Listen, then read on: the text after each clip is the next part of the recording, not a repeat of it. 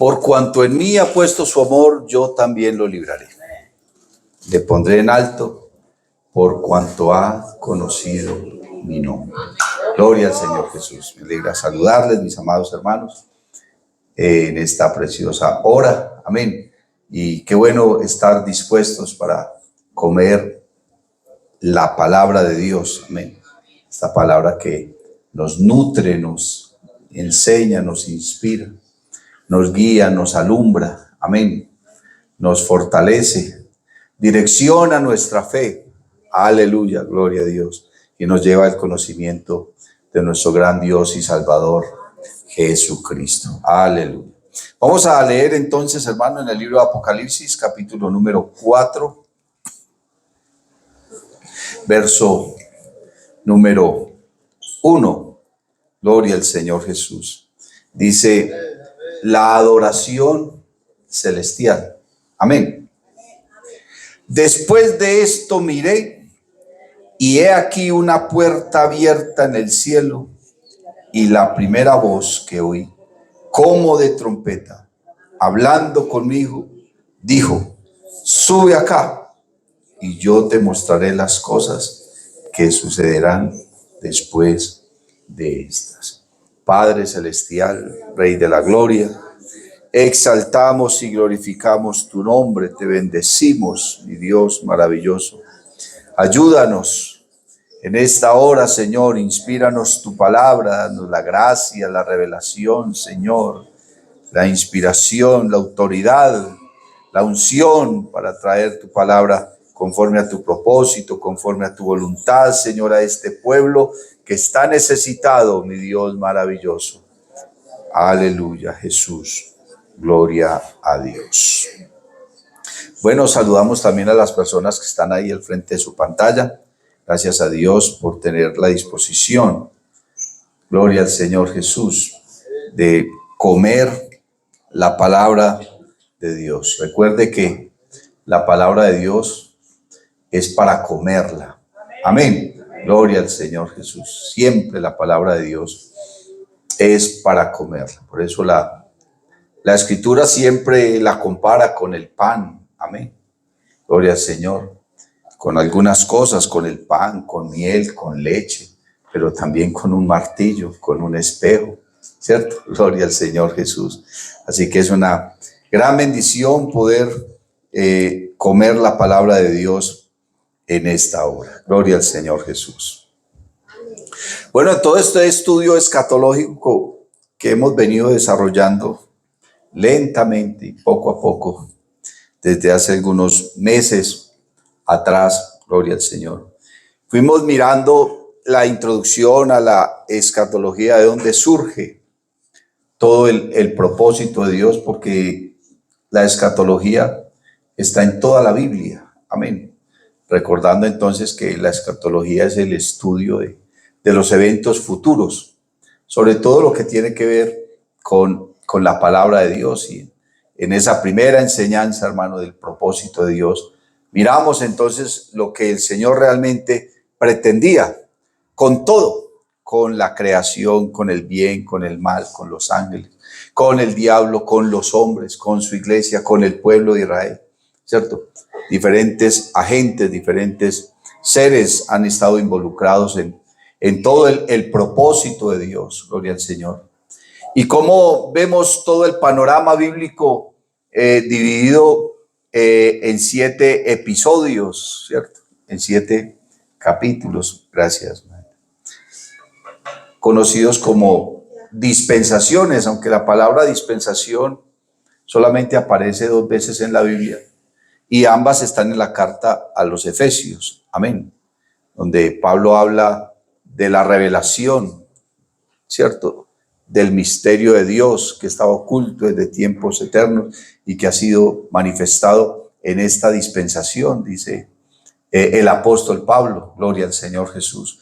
Entonces vemos esos periodos dispensacionales en todo el recorrido bíblico antes de que el hombre pecara, luego qué pasó cuando el hombre pecó y las promesas y el gobierno humano, la ley, y cómo Dios vino desarrollando todo ese proceso, y en cada uno de esos periodos encontrábamos entonces un mensajero y encontrábamos un mensaje. Amén, gloria al Señor Jesús. Y encontramos también el propósito de Dios, encontramos su gracia, encontramos su palabra, ¿cierto?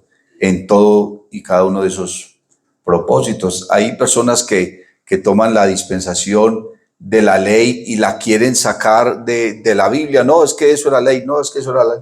Pero es que en la ley sucedieron muchas cosas que también nos afectan a nosotros, gloria al Señor Jesús. Porque la Biblia dice que el incumplimiento de un punto de la ley, pues les hacía transgresor de toda la ley. Y la Biblia nos enseña que nadie cumplió la ley. Pero eso no quiere decir que en el periodo de la ley, o sea, en el tiempo en que el pueblo de Israel salió de Egipto hasta la muerte de Cristo, no quiere decir que nadie se salvó. Claro, la gente se salvó, pero ¿se salvaron por qué? Por gracia. ¿Cierto? Por gracia. Que ni siquiera Moisés cumplió la ley como debía cumplirla y Dios no le permitió entrar a la tierra prometida, sino solamente mirarla desde lejos. Y cada uno de los profetas, los reyes, todos de alguna manera transgredieron la ley porque nadie la cumplió. El único que logró cumplir la ley a cabalidad fue el Señor Jesucristo. Amén.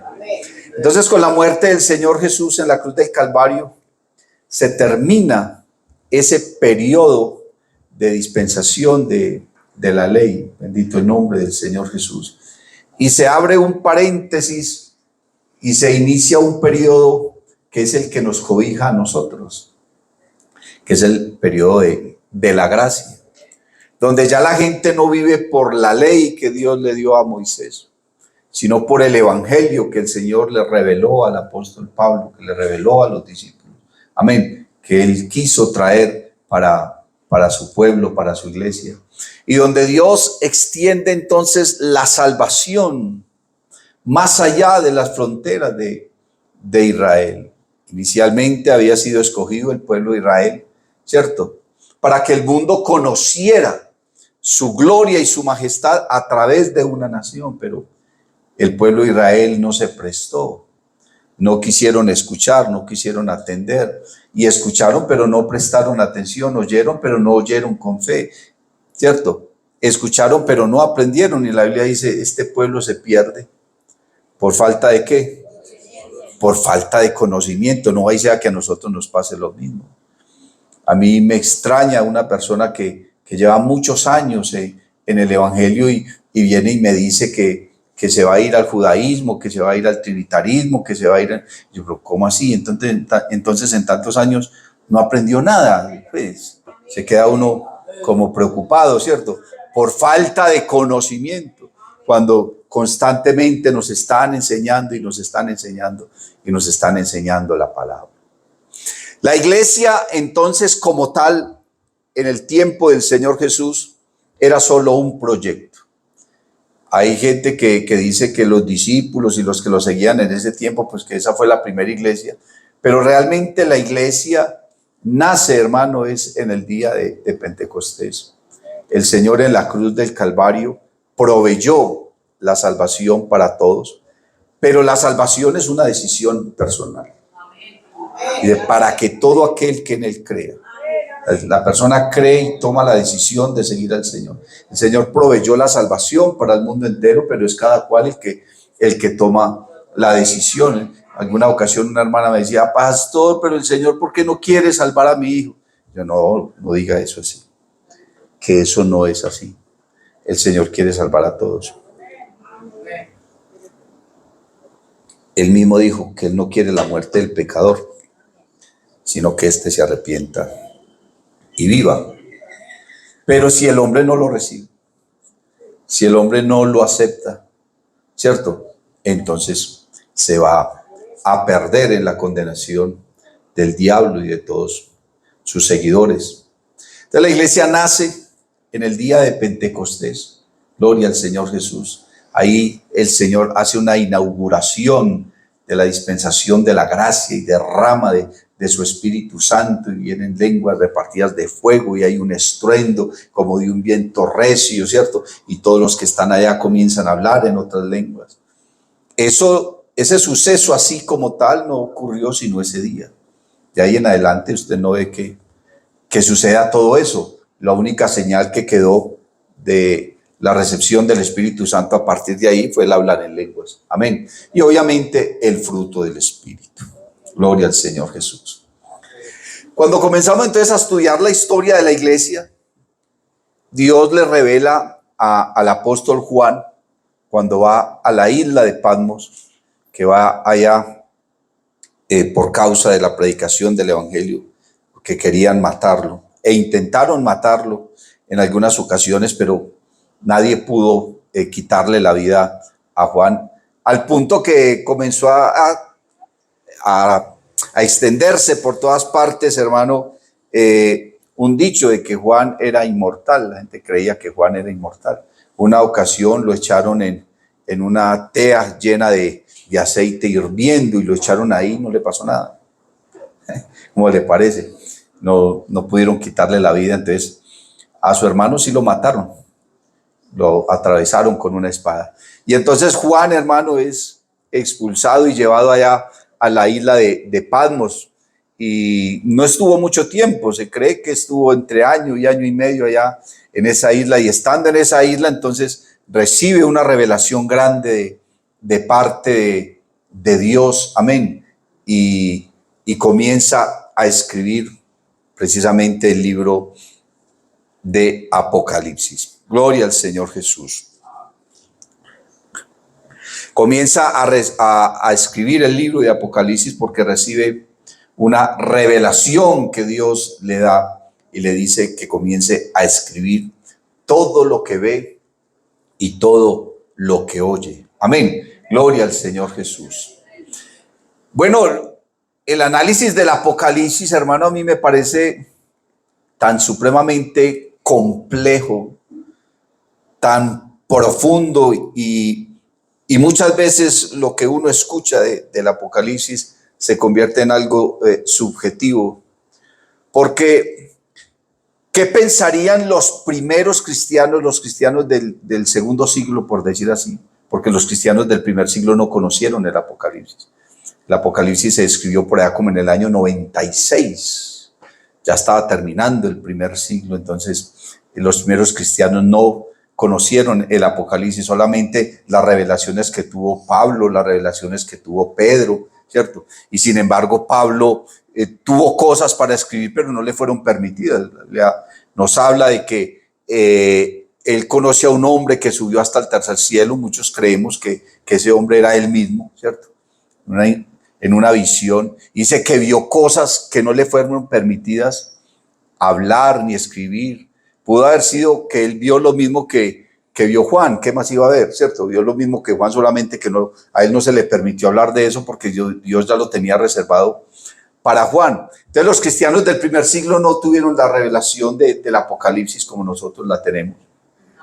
Pero hablemos de los cristianos del segundo siglo, del año 100 en adelante. ¿Cómo podían haber interpretado ellos el Apocalipsis? ¿Será que esos cristianos de esa época pensarían que Cristo venía ya a los 8 días? Porque los cristianos del primer siglo eso fue lo que pensaron. Los apóstoles comenzaron a predicar que Cristo venía ya, entonces la gente comenzó a vender todo lo que tenían, casas, tierras, ¿cierto? Negocios, y la iglesia en Jerusalén se empobreció de tal manera que no tenían ningún patrimonio. Todos dieron todo y se lo comieron. Entre todos en obra social lo repartieron todo y no dejaron nada, al punto que el apóstol por las iglesias que iba viajando colectaba ofrendas para enviarle a los hermanos de Jerusalén, porque ellos se empobrecieron por ese asunto. Pero ¿qué más iban a predicar si eso fue lo que el Señor les dijo? Aquí yo vengo pronto. Entonces ellos creyeron que eso era los 8 días, ¿cierto? Y hoy todavía estamos predicando que Cristo viene pronto. Pero ese pronto para ellos tuvo un significado. ¿Y qué significado puede tener para nosotros? O para los cristianos de la Edad Media, o para los cristianos del oscurantismo, para los cristianos de los primeros siglos. ¿Cómo veían ellos el Apocalipsis? Usted le pregunta, por ejemplo, a esos cristianos de esa época, ¿quién era el anticristo? Muy seguramente la mayoría de ellos dirían que fue Nerón, el que más los persiguió y el que más, ¿cierto? Porque realmente ese fue un anticristo y se han levantado muchos anticristos. Todo el que está en contra del evangelio es un anticristo. Todo el que está en contra de Cristo es un anticristo, ¿cierto? Solamente que la Biblia sí habla que vendrá uno en especial que va a gobernar el mundo entero, ¿cierto? Que va a ser un estadista, o sea, un gobernante, un analista, y va a ser un hombre que va a ser experto en las finanzas, en el dinero, en la política, en el gobierno, pero que también va a hacer milagros porque se le va a dar un poder especial, dice la palabra de Dios. Bendito el nombre del Señor Jesús. Entonces, el análisis del Apocalipsis, de acuerdo a las épocas, es posible que los cristianos de cada época lo hayan interpretado y lo hayan analizado de diferentes maneras por las circunstancias en las que ellos estaban. Dígame, por ejemplo, cuando comenzó a establecerse la Inquisición, hermano, esa persecución tan diabólica, no solamente en contra de los cristianos, sino cualquier cosa que afectara a la Iglesia Católica, entonces iban a la Inquisición. Como les decía en alguna ocasión, en la Inquisición no solamente murieron cristianos, murieron científicos, matemáticos, astrónomos, murió gente que era muy inteligente, gente que pensaba. Por el hecho de decir que la Tierra era redonda, uno lo mataban por eso, ¿cierto? Era increíble esa época. Entonces, si usted le preguntaba a los cristianos de esa época, para ellos, ¿quién era el anticristo? Pues, ¿quién iba a ser? El que fundó toda esa Inquisición. Para ellos era esa persona. Bendito el nombre del Señor Jesús. Entonces, sí creo que el Apocalipsis ha tomado, de acuerdo a la época, un contexto y unas circunstancias que la iglesia de cada época seguramente le ha manifestado y le ha revelado. Pero cuando miramos en la época nuestra, en esta época, después de más de 2000 años que se escribió este libro de Apocalipsis, cómo el Señor distribuye toda la dispensación de la gracia en 7 periodos. Y esos periodos se comparan con 7 iglesias que habían en Asia. Bueno, en Asia habían muchas más iglesias, pero el Señor usó esas 7, amén, como para describir la actitud. Y no solamente la actitud, sino lo que la fe iba a mover en cada uno de los cristianos de cada época. Amén. Y ya todas esas iglesias y todos esos periodos los miramos y terminamos hace días con el mensaje a la Odisea, que es la última iglesia. Amén. Que es la última iglesia. Y cómo el mensaje a la Odisea comienza diciendo, he aquí el amén. Como quien dice, aquí está la conclusión. Aquí termina todo. Aquí Dios va a cerrar el paréntesis de la dispensación de la gracia. Bendito el nombre del Señor Jesús. Porque la dispensación de la gracia, aunque estaba de alguna manera profetizada en el Antiguo Testamento, para el pueblo de Israel no era algo tan evidente. ¿Por qué? Porque Dios en la antigüedad se le apareció a un profeta llamado Daniel, cuyo pueblo estaba esclavizado en Babilonia. El pueblo de Israel cayó esclavizado a Babilonia, ya estuvieron 70 años. Y Daniel oraba 3 veces al día pidiéndole a Dios que le mostrara hasta cuándo iban a estar ellos allá, prisioneros en Babilonia. Daniel no estaba pidiendo otra cosa. Él estaba pidiendo a Dios perdón por los pecados de su pueblo, por sus propios pecados. Pero en síntesis, lo que Daniel quería saber era hasta cuándo iban a estar ellos allá cautivos en Babilonia. Y entonces, en medio de todo eso, se le apareció un ángel y le dice, Daniel, tus oraciones han sido oídas y tú eres amado de Dios. ¿Cierto? y tú eres muy amado de Dios. Gloria al Señor Jesús. Y comenzó a mostrarle una revelación que vamos a mirar en estos días más detalladamente, que se llama la revelación de las 70 semanas de Daniel. Amén. Es un periodo de 70 semanas, pero semanas no de días, sino semanas de años, ¿cierto? Cuentan 490 años, o sea que a partir del momento en que el pueblo de Israel saliera de Babilonia hasta la muerte de Cristo, amén, iban a pasar 483 semanas de años, amén. Iban a quedar faltando 7 años.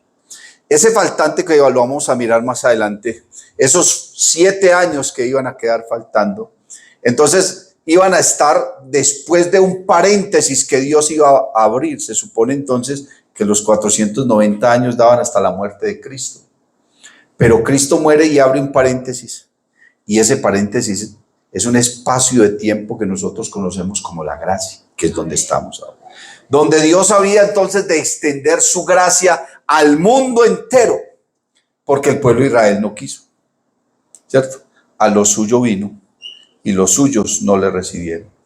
Mas a todos los que le recibieron, a los que creen en su nombre, les ha dado potestad de ser hechos hijos de Dios. Y Pedro en su primera predicación lo dijo, ¿cierto? Porque para vosotros es la promesa y para vuestros hijos, para todos los que están lejos, para cuantos vuestro Dios llamare. Amén. O sea que estaba extendiendo la gracia y la salvación al mundo entero. Jesús les dijo a ellos, vayan por todo el mundo y prediquen el evangelio a toda criatura. No les dijo solamente a Israel. Y cuando les dijo toda criatura, les estaba hablando de un pueblo que no eran sus hijos. Un pueblo que no era su pueblo. ¿Sí me hago entender? El Señor quería conformar un pueblo nuevo. Él le dijo a los judíos, yo tengo otras ovejas que no son de este redil. Es necesario que yo vaya y las traiga y habrá un solo rebaño y un solo pastor. ¿Refiriéndose a quién? A los gentiles. Entonces él quería extender la salvación al mundo entero. Escogió al apóstol Pablo, le dio el ministerio a los gentiles y Pablo comenzó a hacer lo propio, a predicar el evangelio, a establecer iglesias, a establecer la doctrina, ¿cierto? Gloria al nombre del Señor Jesús. Y entonces se abre ese paréntesis en el tiempo que es la gracia y en ese tiempo estamos nosotros. ¿En qué momento se cierra el paréntesis de la gracia? En este mensaje de la iglesia a la Odisea, donde dice, he aquí el amén. Amén. El fin de todo, la conclusión. Se cierra la gracia. Y la gracia se encierra, hermano, con un evento que podríamos decir que usted en la Biblia encuentra muchas promesas. Cantidad de promesas hay en la Biblia. Y todas gloriosas, todas maravillosas. Pero la promesa más anhelada, más esperada del pueblo cristiano, en la cual todos nosotros tenemos la esperanza, el anhelo, gloria al Señor Jesús, es aquel momento cuando sea que estemos vivos o estemos muertos, el Señor levante su iglesia. Aleluya. El arrebatamiento de la iglesia. Gloria al Señor Jesús. Es el momento más anhelado. Sea que estemos vivos o estemos muertos. Es lo que más anhelamos. Pablo le está hablando a los tesalonicenses porque los tesalonicenses estaban preocupados. Porque ellos creían que los cristianos que morían, y como el Señor no había venido, entonces que se iban a perder. Porque ellos entendían que Dios era un Dios de vivos, no de muertos. Entonces ellos pensaban que si el Señor no había venido y morían ellos, entonces que no alcanzaban la salvación. Era el pensamiento de ellos y se ponían tristes, se angustiaban. Y ahí comenzó a surgir esa doctrina que usted encuentra en algunas cartas que se bautizaban en nombre de los muertos, ¿cierto? porque ellos creían que haciendo eso, entonces los que se morían de alguna manera se iban a salvar. Eso son una cantidad de doctrinas que comenzaron a levantarse en esa época. Entonces, ¿qué les dice Pablo? Les dice, hermanos, tampoco queremos que os entristezcáis, como los otros gentiles que no tienen esperanza, acerca de los que duermen. Ni siquiera dice acerca de los muertos, sino acerca de los que duermen.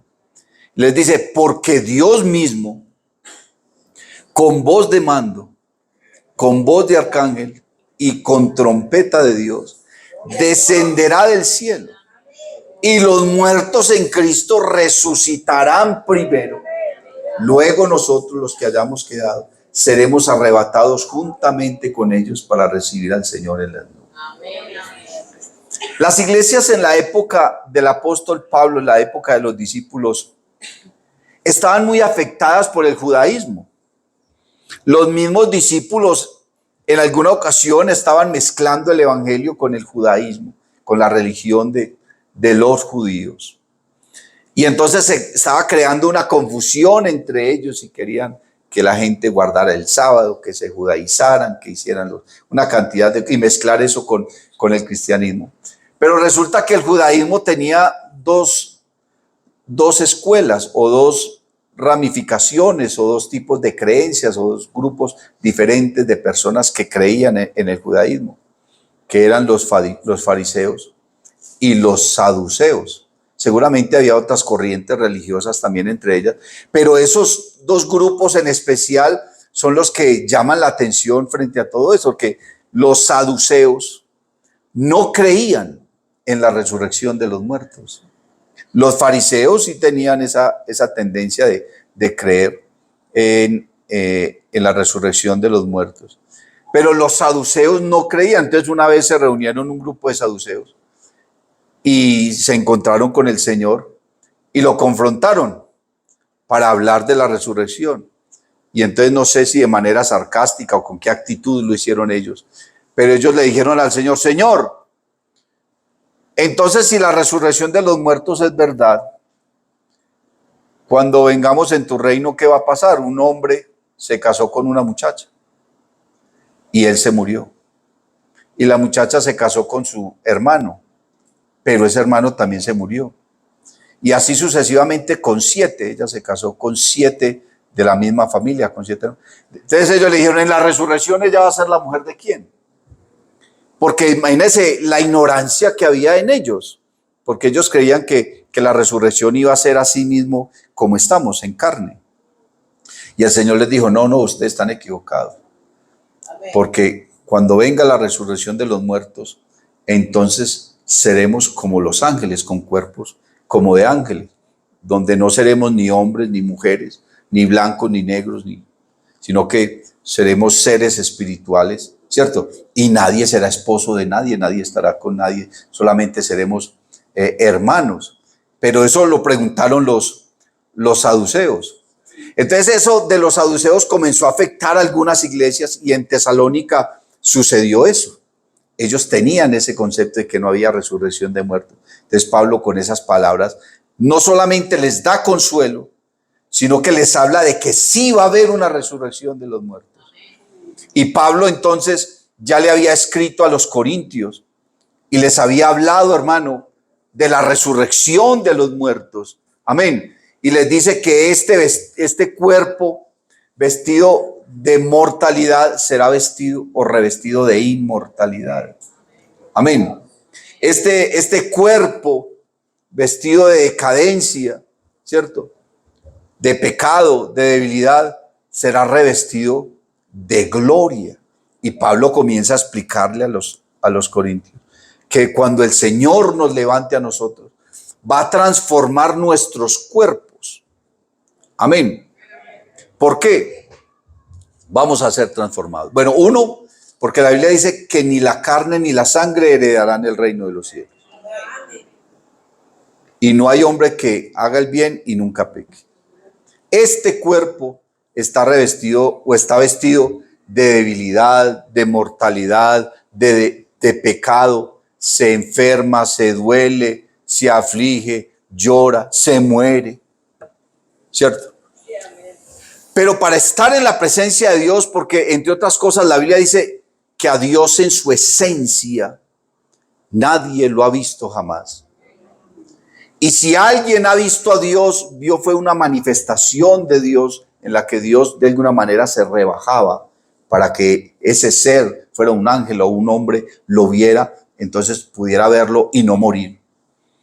Porque la gloria de Dios es tan grande, es tan resplandeciente, su presencia es tan poderosa, que si alguien se le para de frente, queda convertido en polvo. Sí me hago entender. Quedaría convertido en polvo. Entonces la Biblia dice que a Dios nadie lo ha visto jamás. Isaías tuvo una visión, pero Isaías lo que vio fue una visión. Y que valga la redundancia, vio una visión, ¿cierto? Sería que estaba dormido, en fin, pero él no lo vio en persona real, de manera literal, solamente tuvo una visión. Dice, vi yo al Señor sentado en un trono alto y sublime y sus faldas llenaban el templo. Y dice que alrededor de él había querubines que volaban y los querubines tenían 6 alas. Con 2 cubrían sus pies, con 2 cubrían su rostro y con 2 volaban. Moisés también tuvo una revelación de una visión que Dios le permitió allá en el monte Sinaí verlo a él. Pero lo que nos enseña la palabra es que Dios tomó una forma humana, metió a Moisés en una encina, ¿cierto? Allá entre la roca. Y Dios pasó, pero no pasó en su gloria. Es que donde pasa en su gloria Moisés se muere. Nadie puede ver a Dios y seguir viviendo. Alguna manifestación tuvo, ¿cierto? Y Moisés solamente vio su espalda y aún así fue tanto su resplandor que cuando Moisés descendió al campamento, el pueblo no lo podía ni siquiera mirar y le tenían que poner una bolsa en la cabeza. Así no dice la palabra de Dios. Abraham también vio a Dios, pero lo vio manifestado en carne. Lo vio y lo llamó Melquisedec, ¿cierto? Pero lo vio manifestado en carne. Entonces a Dios nadie lo pudo ver jamás. Entonces Dios a nosotros, para no matarnos, nos va a dar un cuerpo semejante al cuerpo de Él. Amén. De manera que cuando nosotros estemos en su presencia, ya no vamos a tener que cubrirnos el rostro ni los pies. Lo vamos a poder ver, como dice Juan, cara a cara, tal como Él es. Alabanzas al nombre de Jesús.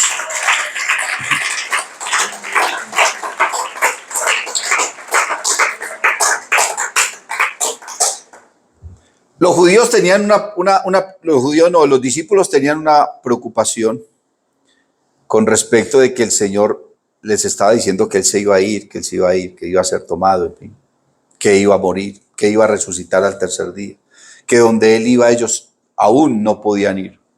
Entonces ellos estaban angustiados y estaban preocupados. Y entonces el Señor los confronta y les dice una cosa: ¿ustedes creen en Dios? Y ellos se quedaron mirando y como quien dice, sí. Bueno, si ustedes creen en Dios, crean también en mí. En la casa de mi Padre muchas moradas hay. Si así no fuera, yo os lo hubiera dicho. Voy pues a preparar lugar para vosotros, para que donde yo esté, vosotros también estéis. Y el Señor dice, si no vendré y os tomaré a mí mismo. Amén. Para que donde yo esté, vosotros también estéis. Entonces el Señor le hace la promesa a los discípulos. Él les dice, yo voy a morir, pero me voy a levantar al tercer día. Y voy a subir al cielo y voy a volver por ustedes. Y los voy a tomar a mí mismo. O sea, voy a tomar de ustedes lo que hay de mí en ustedes. Y los voy a levantar y me los voy a llevar para que ustedes estén conmigo la eternidad. En esa promesa se cumple entonces el propósito primordial de Dios. ¿Cuál es el propósito primordial en la Biblia que encontramos de parte de Dios? Este pueblo he creado para mí, mis alabanzas públicas. Gloria al nombre del Señor Jesús. Y dice, a todos los llamados de mi nombre, para gloria mía los he creado, los formé y los hice. El propósito primordial de Dios, todo lo que la Biblia dice, se encierra en un solo propósito. ¿Cuál? En que el ser humano esté con Él en su presencia la eternidad. Entonces, cuando el Señor levante a la iglesia, se va a cumplir el propósito primordial, que es ¿cuál? Llevarnos a nosotros a estar en su presencia. Alabanzas al nombre de Jesús. En el verso 22 del capítulo 3 de Apocalipsis, entonces se concluye el final de la iglesia de la Odisea, que es la última iglesia, la iglesia de los últimos tiempos. La Odisea, recuerde que significa los derechos. Y es precisamente en el periodo de la Odisea, que es a partir del año 1900 en adelante, donde se proclama la Declaración de los Derechos Humanos. Esta es la última iglesia del Apocalipsis. Estamos en la última época o en el final de la iglesia del Apocalipsis. El verso 1 del capítulo 4, de Apocalipsis, Dios viene hablando con Juan. Amén. Y le viene mostrando todo el capítulo 1 que habla de la revelación de Jesucristo, donde Juan escucha la voz de Dios como el estruendo de muchas aguas y lo mira y lo ve con su rostro refulgente y habla de sus cabellos, ¿cierto? Habla de sus barbas, de sus ojos, de su boca, habla de sus pies. Pero Dios le habla a Juan y le está adelantando la experiencia más gloriosa que cualquier ser humano pueda llegar a experimentar, a vivir. ¿Y es cuál? Será precisamente el levantamiento de la iglesia. Si nosotros estamos vivos, yo me pongo a pensar, ¿cómo irá a ser cuando el Señor nos llame y nosotros estemos vivos? Porque van a suceder ahí varias cosas. Lo primero, vamos a oír la voz de Dios llamándonos. ¿Cómo será esa voz? Pablo le dijo a los tesalonicenses: voz de mando, voz de arcángel y trompeta de Dios. O sea, eso va a sonar, la voz de Dios va a ser como una voz de autoridad, de poder inimaginable, ¿cierto? ¿Cómo irá a ser esa voz? Entonces, lo primero que vamos a hacer es escuchar la voz de Dios. Lo segundo que va a suceder es que este cuerpo será transformado.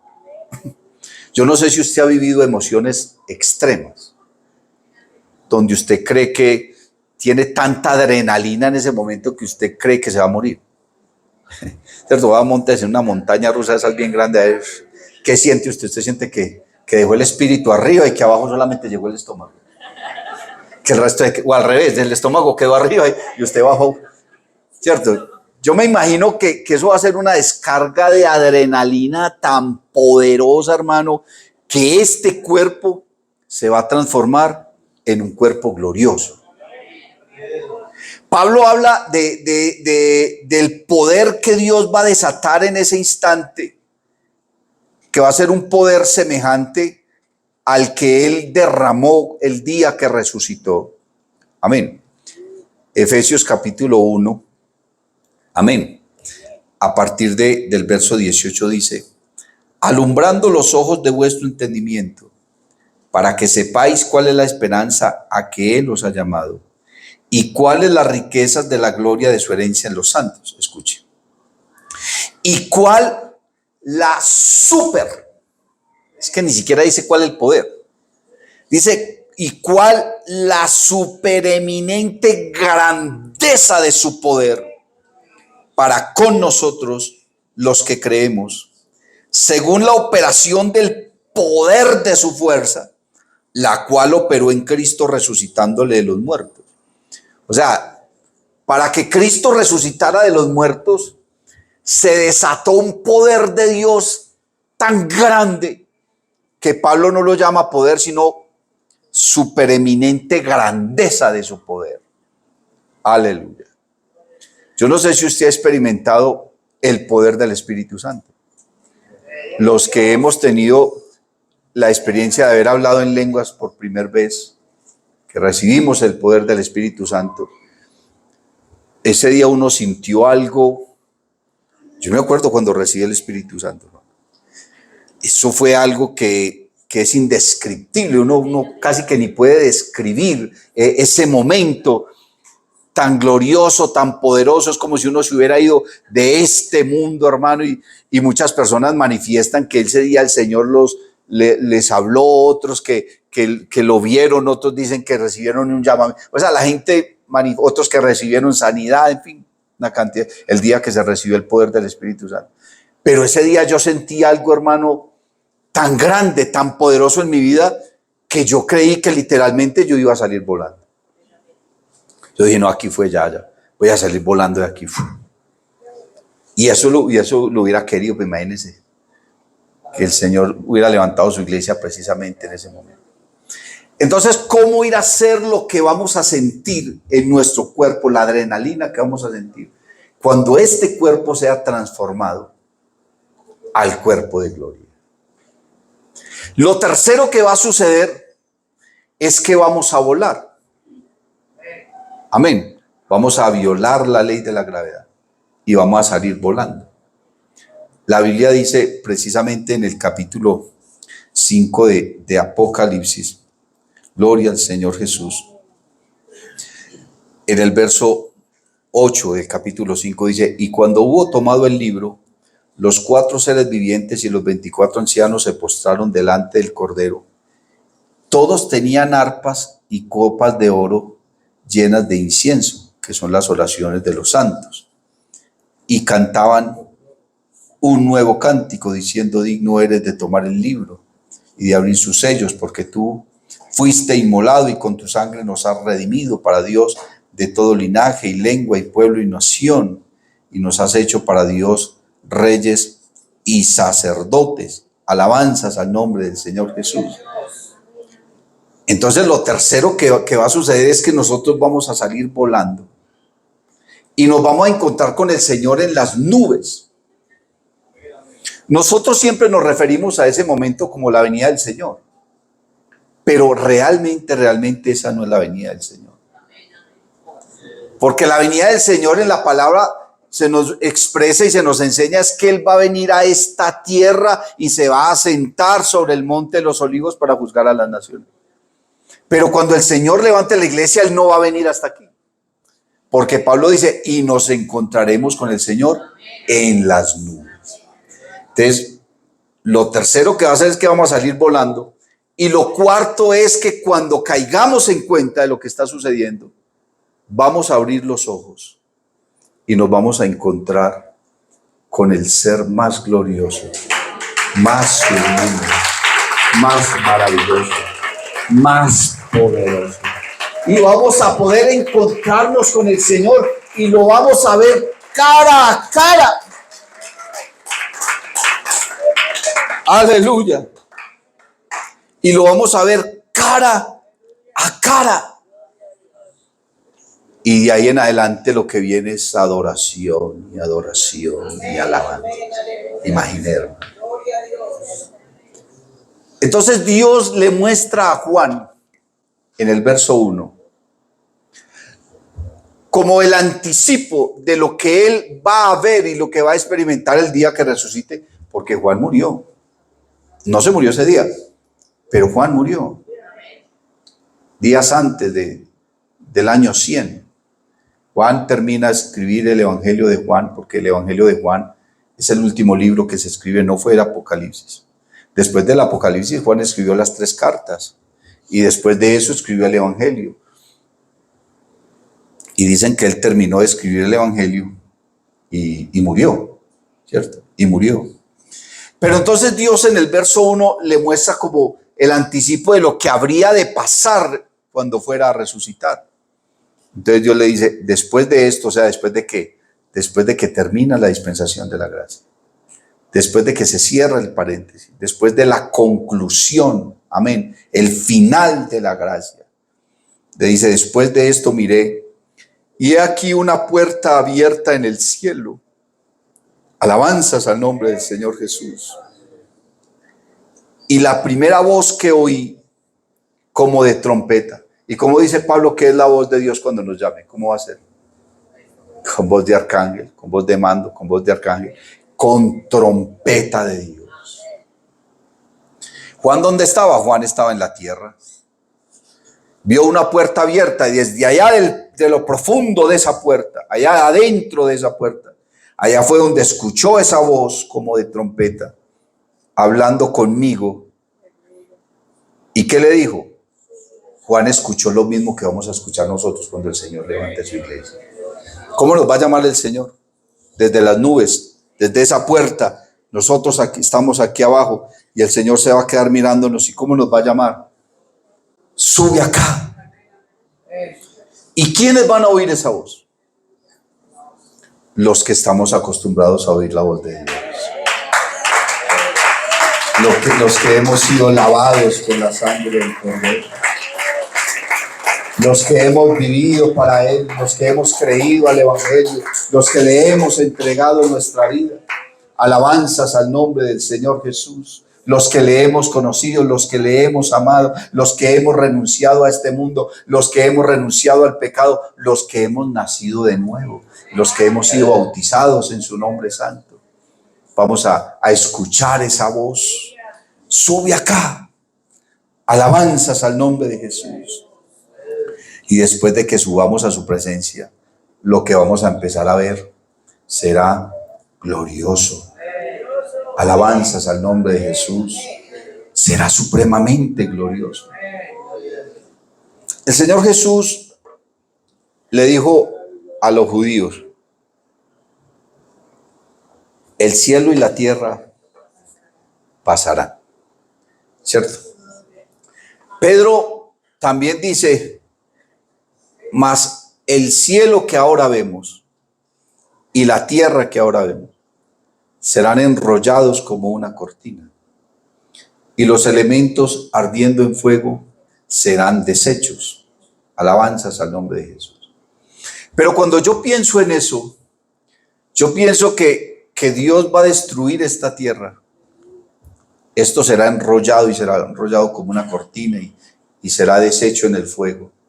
Y el cielo que ahora vemos también. Amén. Pero no todo el universo. Cuando uno mira el contexto de la Biblia, entonces el contexto de la Biblia hablando del cielo nos da a entender que hay más de un cielo. Algunos dicen que 3. Es posible. Otros hablan de más, ¿cierto? Porque Pablo habla del tercer cielo.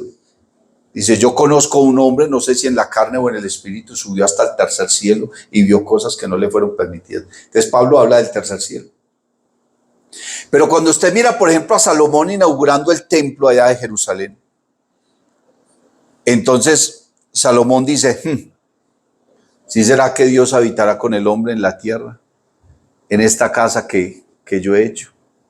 Dice: si los cielos de los cielos de los cielos no le pueden contener. Entonces él no está hablando de 3 cielos, está diciendo los cielos, que eso ya es plural. ¿Sí me hago entender? Ya es plural.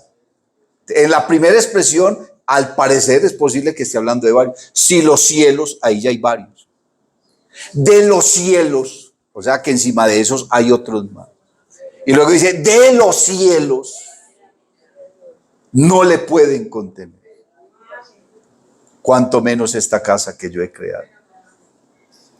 Entonces muchos se hablan, los teólogos, los científicos, o sea, una cantidad de gente, predicadores, hablan del primer cielo como este cielo que nosotros vemos, el que usted alza los ojos y todas las mañanas lo ve con nubes, donde están los aviones, ¿cierto?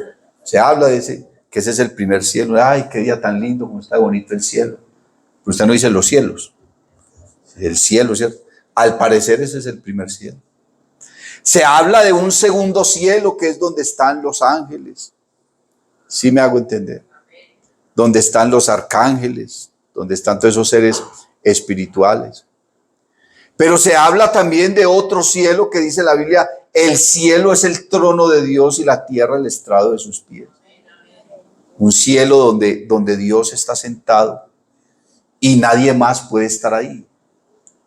Porque el Señor Jesucristo dijo: nadie subió al cielo, sino el que descendió del cielo. Pero refiriéndose a ese cielo, amén, donde es su trono. Sin embargo, nosotros en la Biblia, en el Antiguo Testamento, encontramos dos casos de hombres que lo que la palabra nos da a entender es que el Señor se los llevó para el cielo, pero no sabemos a cuál cielo se los llevó, ¿cierto? El caso de Enoc, que dice la Biblia que fue transpuesto para no ver muerte. Enoc fue la séptima generación desde Adán hasta donde llegó él, de los hombres que buscaron a Dios, ¿cierto? Entonces dice la Biblia que Enoc caminó 365 años, amén, con Dios, y halló buen testimonio de haber agradado a Dios. Dice que Dios lo traspuso, amén, para no ver muerte. ¿Dónde está Enoc? En el primer cielo, pues no creo, porque esto todo va a desaparecer. El segundo cielo dicen que es donde están los ángeles y todo eso. Eso todo es subjetivo, no se puede comprobar, pero es más o menos lo que podemos llegar a entender, porque finalmente, hermano, lo que Dios tiene para nosotros, ¿qué será? Si la Biblia dice que cosa que ojo no vio, ni oído yo. Y lo peor es que dice, ni ha subido en corazón de hombre, o sea, nadie se lo ha imaginado. O sea, por más que especulemos aquí, es solamente especulación, porque no tenemos ni siquiera la capacidad de imaginarnos lo que hay allá. Y dice, son las que Dios tiene preparadas para los que le aman. Y Pablo le dice a los romanos, tengo por cierto que las aflicciones del tiempo presente no son comparables con la gloria venidera que ha de manifestarse en nosotros. Pero sin embargo, la Biblia sí nos da a entender que nosotros vamos a comprender y vamos a recibir la revelación de todos los misterios. Todos los misterios que usted en este momento, todo lo que usted no comprende, lo que usted no entiende, lo que el ser humano en su esencia no ha podido comprender, allá vamos a comprenderlo. Entonces, si Dios no va a destruir todo el universo, sino nada más este primer cielo y esta tierra, ¿el resto qué? ¿Será que no lo vamos a recorrer? ¿Será que no lo vamos a conocer? ¿Será que no vamos a poder entrar en un hoyo negro y mirar qué es lo que hay allá? Recorrer todas esas galaxias, todos esos sistemas. ¿Será que no vamos a conocer todo eso? ¿Será que no vamos a conocer a nuestros hermanos que fueron salvos con nosotros? Que vamos a ver a Elías, que vamos a ver a Enoc, que vamos a ver a Moisés, que vamos a ver a David, que vamos a ver a Pablo, que nos vamos a ver nosotros. Porque la gente dice, no, es que en el cielo no vamos a tener memoria. Entonces, ¿en qué consiste la salvación? Vamos a llegar al cielo sin saber qué es lo que... Supongamos que el Señor levanta la iglesia y que en el proceso perdemos la memoria y no nos acordamos de las cosas que sucedieron. Entonces vamos a llegar al cielo y yo me voy a ver con mi esposa de ahí. ¿Y esta es cuál? No. Nos vamos a ver usted y yo y vamos a llegar al cielo y, oye, ¿y esto aquí qué es? ¿Y por qué estamos aquí? Si eso fuera así, entonces no podíamos adorar a Dios. No lo podíamos adorar. Porque nosotros en el cielo vamos a adorar a Dios es precisamente porque vamos a recordar alabanzas al nombre del Señor Jesús. Y dice el verso 8, lo vuelvo a leer, Apocalipsis 5:8. Y cuando hubo tomado el libro, los 4 seres vivientes y los 24 ancianos se postraron delante del Cordero. Todos tenían arpas y copas de oro llenas de incienso, que son las oraciones de los santos. Y cantaban un nuevo cántico diciendo, o sea, cuando estemos en el cielo, mire lo que vamos a cantar y póngale lógica. Digno eres de tomar el libro y de abrir sus sellos, porque tú fuiste inmolado. Si perdemos la memoria, no vamos a recordar que Cristo fue inmolado. Y con tu sangre nos has redimido. ¿Cómo vamos a recordar que somos redimidos? ¿Y redimidos de qué? Si perdemos la memoria. Para Dios, de todo linaje y lengua y pueblo y nación. Y nos has hecho para nuestro Dios reyes y sacerdotes, y reinaremos sobre la tierra. Esas palabras me dan a mí a entender que sí vamos a tener memoria. Ahora, Nosotros nos vamos a salvar, ¿cierto? Pero ¿qué es lo que se va a salvar? El alma, ¿cierto? La carne y la sangre no heredarán el reino de los cielos. Este cuerpo lo que Dios va a hacer es transformarlo. Pero el alma, que es la que se va a perder o la que se va a salvar, el alma quedará intacta. Entonces tendríamos que entrar a analizar, ¿y qué es el alma?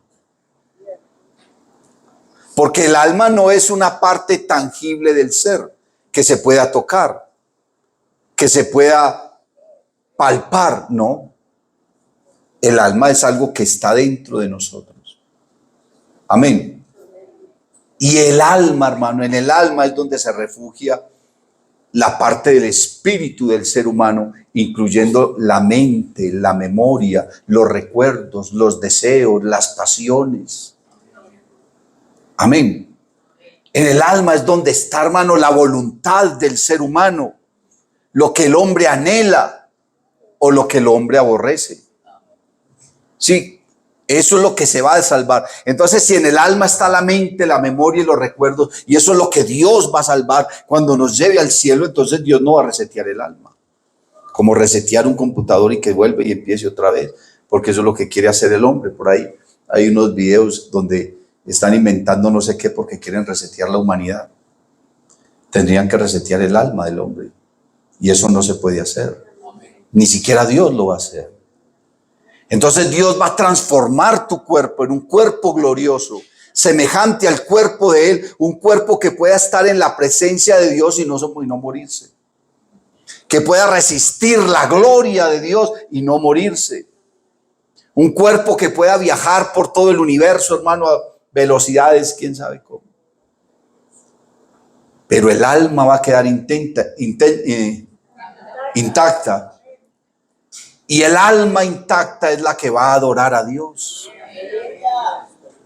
Porque David dice, cada día bendeciré al Señor. Pero dice, también eternamente y para siempre. Y la mejor adoración es la que se da por agradecimiento.